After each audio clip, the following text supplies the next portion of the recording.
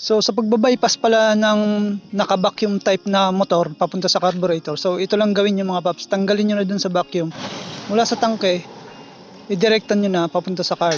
Tapos yung manifold naman, yung hangin dun is ipasok nyo dito sa breather ng carburetor.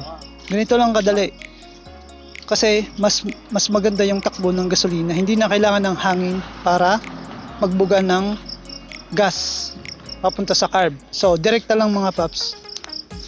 So tingnan nyo to, dinirekta ko, umandar kanina. Kahit nilinis ko na yung carb, hindi umandar, pero ngayon 1 click na.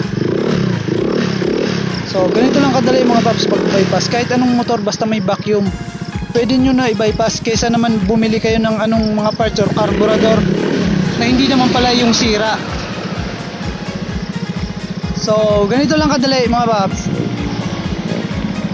Try nyo muna idirekta bago kayo magpalit ng pyesa. Pag umandar, yun, goods na yun.